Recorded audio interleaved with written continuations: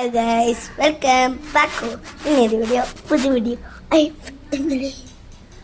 இப்போ நம்ம ஒரு முஸ்லிம் பாட்டு தான் guys பாட போறோம். அந்த பாட்டு யாருக்கும் தெரியாது. நான் அப்ப புதுசா கண்டுபிடிச்சிருக்கேன். வானமென பூமிவன எல்லாம் அவர் வரிதான். ஏறு கடல் எட்டி திசை எல்லாம் அவர் வரிதான்.